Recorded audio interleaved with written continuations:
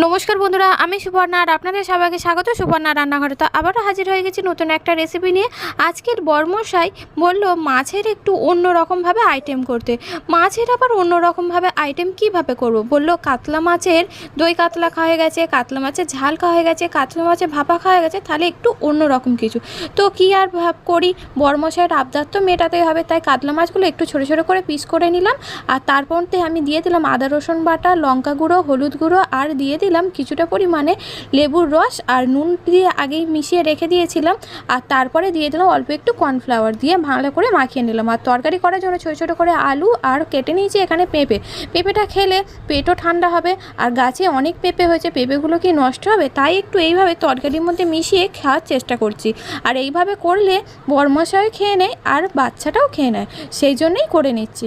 তো বন্ধুরা, এবার কড়াইতে এদিকে সরষের তেল গরম করে নিয়েছি আর তেলের মধ্যে একটা একটা করে ছেড়েও দিয়েছি। আর এগুলো কিন্তু এবার লাল করে ভেজে নেবো। খেতে কিন্তু এই ছোটো ছোটো ভাজাগুলো এই মাছের ভালো লাগছিল। তো এবার এটা তো তরকারি করতেই হবে। আর এদিকে 2 পিসই কাতলা মাছ ছিল, বেশি মাছ ছিল না, তাহলে একটু শুকনো নয় খাওয়া যেত। তো সেই মাছ ভাজাগুলো করকরে করে একদম তুলে নিলাম। তার মধ্যে তেলে এবার আমি দিয়ে দিলাম কেটে রাখা আলু আর দিয়ে দিলাম কেটে রাখা পেঁপে দিয়ে এবার আলু আর পেঁপেটা তাড়াতাড়ি যাতে সেদ্ধ হয়ে যায় সেই জন্য দিয়ে দিলাম একদম তরকারির পরিমাণ মতো বেশি পরিমাণেই নুনটা দিলাম। আর লাস্টে নুন কম হলে আবার একটু টেস্ট করে তাহলে দিয়ে দেবো। তো বন্ধুরা, এখানে আলু আর পেঁপেটা লাল করে ভেজে নেব। আর তার মধ্যেই আমি নুন দিয়েছিলাম বলে তেলটা খুব ছিটকে যাচ্ছিলো বলে তাই একটুখানি হলুদ গুঁড়োও দিয়ে দিলাম। আর দেখুন বন্ধুরা, হলুদ গুঁড়োটা দেওয়ার পরে কিছুক্ষণ ভেজে নিলাম। এবার আলু আর পেঁপেটা ভাজা হয়ে যেতে এবার দিয়ে দিলাম ছোটো ছোটো করে কাটা পেঁয়াজ কুচি। আর পেঁয়াজটাও লাল করে ভেজে নিতে এবার এর মধ্যে আমি দিয়ে দিলাম ছোটো ছোটো করে কাটা টমেটো কুচি। তো টমেটো কুচিটাও এবার ভালোভাবে নাড়াচাড়া করে নেব।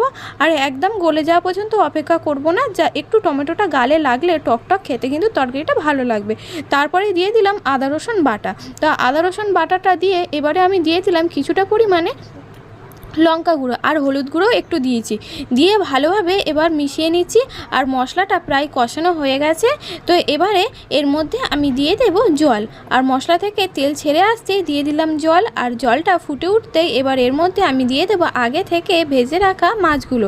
আর দেখে নিলাম আলুটা ভালোভাবে সেদ্ধ হয়েছে কিনা। তো আলু আর পেঁপে ভালোভাবে সেদ্ধ হয়ে যেতে মাছগুলো দিয়ে কিছুক্ষণ নাড়াচাড়া করে নিলাম। আবারও একটুখানি জল দিয়ে ফুটিয়ে নিয়ে নামিয়ে নিলাম। হয়ে গেল কাতলা মাছের নতুন একটা রেসিপি, পেঁপে আলু দিয়ে অথচ আদা রসুনের ঝোল। আর রেসিপিটি ভালো লাগলে লাইক শেয়ার কমেন্ট করবেন। চ্যানেলে নতুন হলে চ্যানেলটি সাবস্ক্রাইব করে পাশে থাকার অনুরোধ রইল।